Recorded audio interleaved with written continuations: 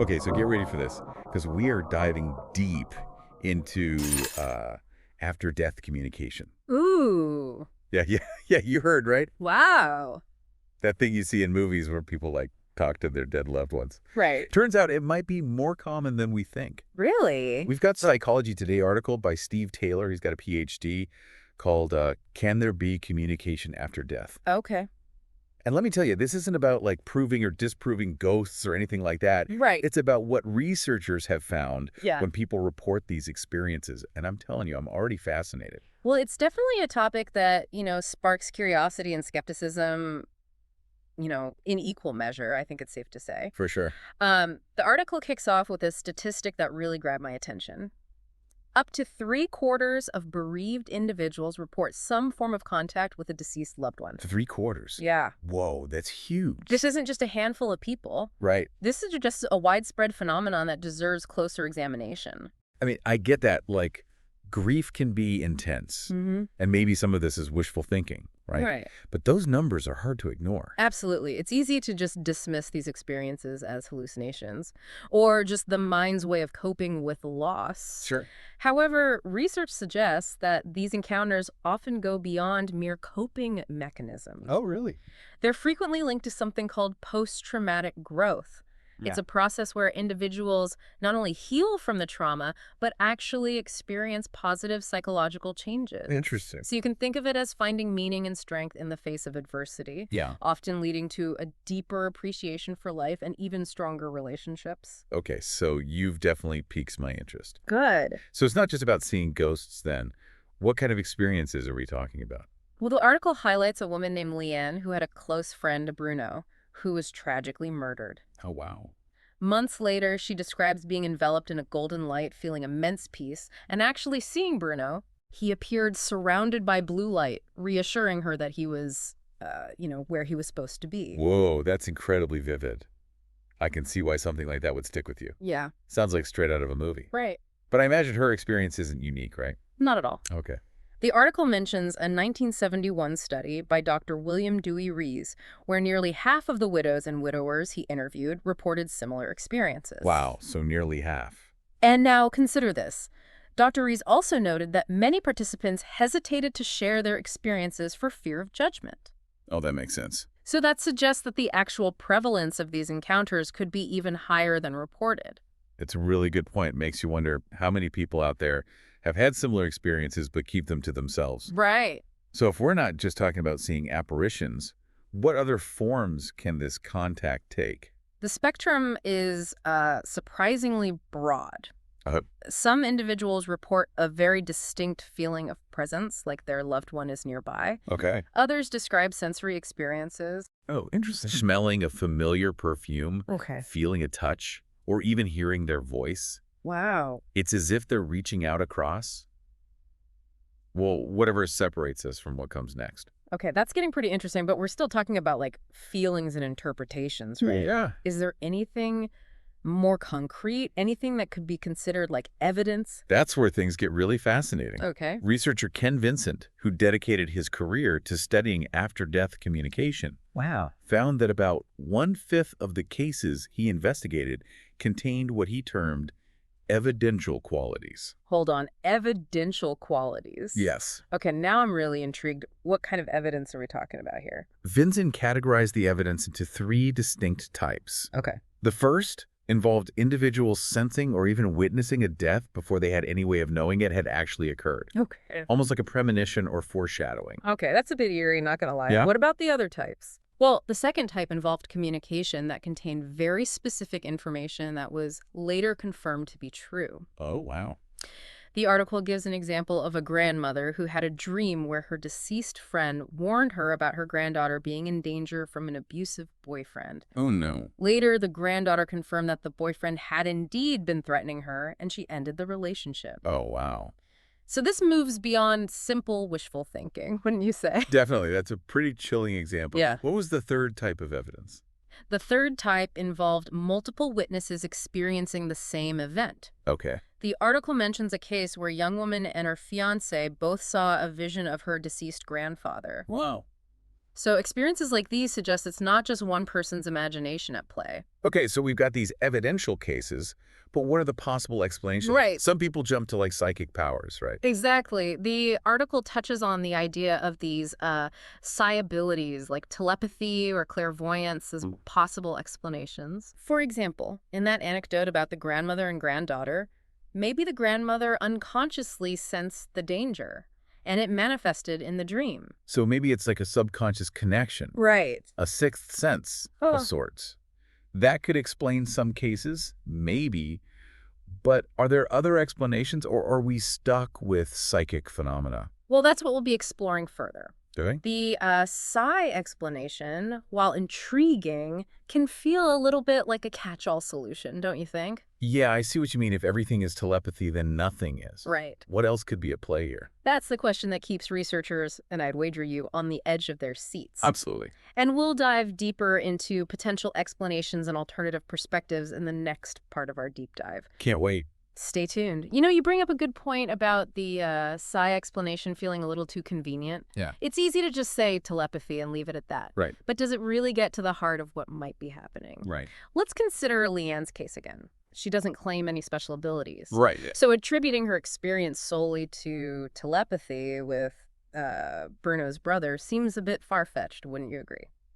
Yeah. I can see how relying on Psyche for everything kind of leaves more questions than answers. Right. It's like saying magic and calling it a day. Exactly. So if we're going beyond psychic powers, where does that leave us? Right. Are there any other theories out there that might shed some light on these experiences?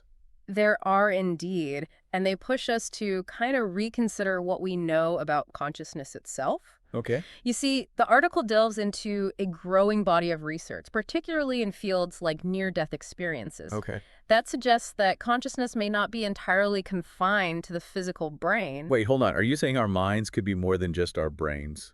Yeah. I've heard about those near-death experiences where people report vivid memories and even out-of-body sensations Right. while they were, for all intents and purposes, clinically dead. Exactly. Yeah. Those accounts, really challenge our traditional understanding of how consciousness works. For sure. If people can have such experiences while their brain activity is minimal or even non-existent, Right. it suggests that consciousness might be something more fundamental, something that isn't entirely dependent on the physical body. Whoa, that's mind-blowing. It is. So if our consciousness isn't totally limited to our physical brains, could it continue in some form after death? Could that be the key to understanding these after-death communication experiences? It's certainly a possibility that researchers are actively exploring. Wow. It's a significant paradigm shift, moving away from the idea that consciousness simply ends when we die, Right. and instead envisioning it as a transformation or a transition to a different state of being. I'm trying to wrap my head around this. Yeah. So instead of thinking of death as the end of consciousness, maybe it's more like changing channels on a radio. You're still receiving a signal, just a different frequency. That's a great analogy. I like And perhaps in this different channel of existence, communication with those still tuned to the physical world might be possible. Okay, that makes a certain amount of sense. But if that's the case, why doesn't everyone who loses someone experience this type of communication? Right. Why do some people seem to have these connections while others don't? That's the million-dollar question. Right. And unfortunately, there's no single definitive answer. Okay. Researchers have proposed various theories, many of which are explored in the article. One idea is that the ability to communicate after death might depend on a number of factors, Okay. including the strength of the bond between the individuals, Okay. the circumstances of the death, Right? and even the openness and receptivity of the living person. So that makes sense. Yeah. It's like trying to tune into a radio station.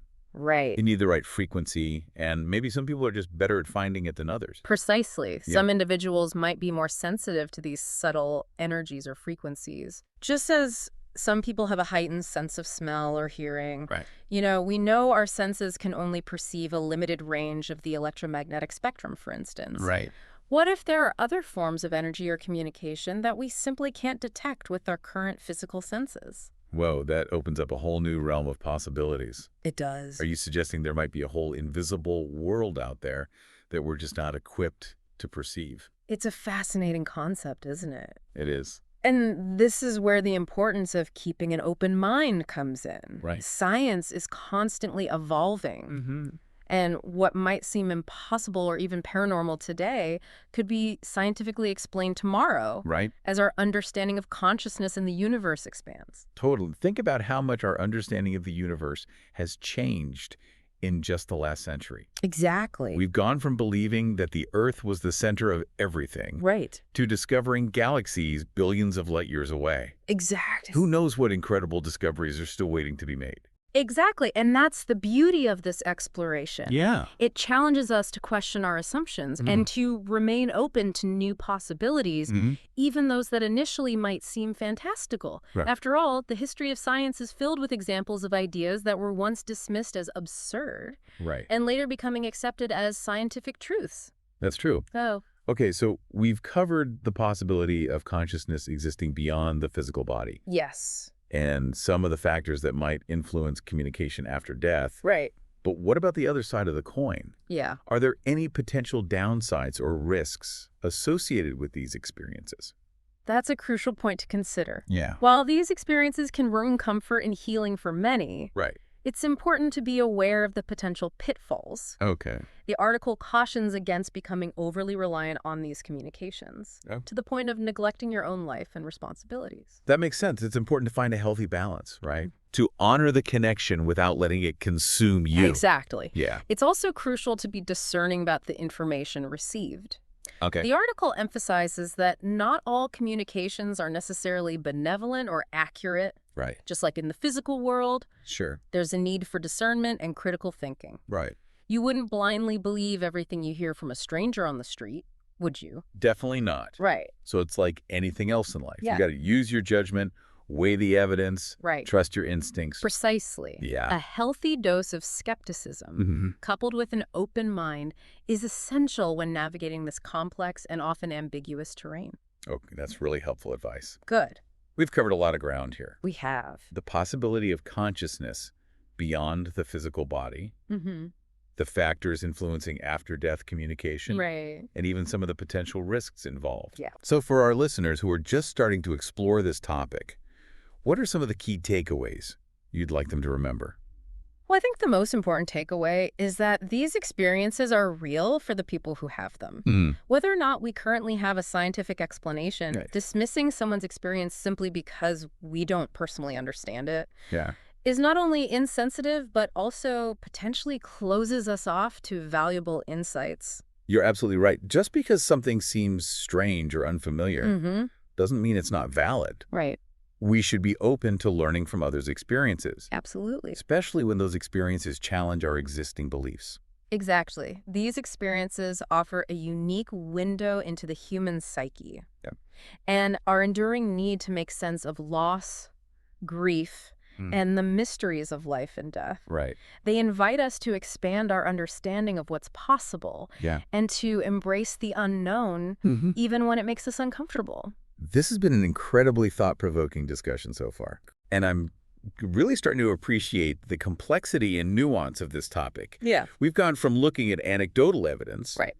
to considering profound questions about the nature of consciousness and the very fabric of reality. It really highlights how much we still don't know For sure. and how much there is left to explore. Right. But what's exciting is that we're beginning to ask these bigger questions, Yeah. to challenge our assumptions, and to explore possibilities that were once considered taboo. This has been an absolutely mind-expanding deep dive, It has. but we're not done yet. No. Join us in part 3 as we delve even further into the implications of after-death communication Yes. and what it might mean for our understanding of the universe and ourselves. All right, so we're back for the final part of our deep dive into after-death communication. Yeah. This has been a wild ride so far. It has. And we've gone from spooky stories to, like, questioning the nature of consciousness itself. Right. But where do we go from here? What are the implications of all this? Well, that's the big question, isn't it? If we even just entertain the possibility that communication after death is real, Right. it throws open some pretty massive doors, right? Yeah. How does this change our view of life and death? The whole shebang. Yeah, it's like our whole worldview could be flipped on its head. Right. If death isn't the end, what does that mean for how we live our lives, like right now? Exactly. The article really pushes you to think about these really profound questions. Yeah. If some part of our consciousness can persist, does that suggest, like, an eternal aspect of ourselves? So, Does it suggest our loved ones are still, in some way, aware and connected to us? okay, that's both comforting and a bit intimidating, to be honest. Right. It's like there's this added layer of accountability, knowing our actions and choices might have a reach that goes way beyond our time on Earth. I can see how that would feel pretty weighty. Yeah. It certainly brings a new dimension to personal responsibility. Right. But let's not forget about the potential for immense comfort and hope. Imagine knowing that even after we're gone, the love that we shared, the connections that we made, Right. they actually continue to hold meaning and purpose.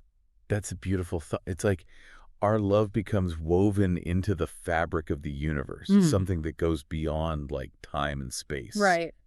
It makes you wonder if these experiences are trying to tell us something. Yeah. Maybe they're kind of nudging us towards a more expansive view of reality, Okay. one that includes life beyond death Right. and the interconnectedness of everything. You know, this whole deep dive has made me think about my own experiences with loss. Yeah. I haven't had like these dramatic after-death communications we've been discussing, Right.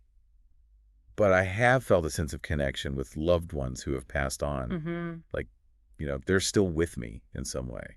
I think that's something a lot of people can relate to. Yeah. It speaks to the enduring power of love and the bonds that we forge in this life, and whether we can fully explain it scientifically or not. Those feelings of connection can be so incredibly healing. They really can be. It's like knowing that even though our physical bodies are separated, Right. the love and the memories we shared, they continue to bind us together. It makes you question whether death is really an ending at all. Yeah. Or more of a transition to a different state of being, one where love and connection still play a vital role. This has been an amazing journey of exploration. It has. We started with anecdotal accounts and ended up like pondering the nature of consciousness and reality itself. Yeah, it highlights just how much we still don't know about the universe and our place in it. Absolutely. But what's so thrilling is that we're starting to ask these bigger questions, Right. to challenge our assumptions and explore possibilities that were once, completely off limits. So for our listeners out there, Yeah. I think the biggest takeaway from all of this is be open to the possibility that there's more to life than meets the eye. Absolutely. Don't be afraid to explore these topics, to ask questions, and to be open to experiences that challenge your current worldview. Right. I mean, after all, isn't that what life's all about? Exactly. Learning, growing, Yeah. and expanding our understanding of ourselves and the universe. Couldn't have said it better myself. Thanks.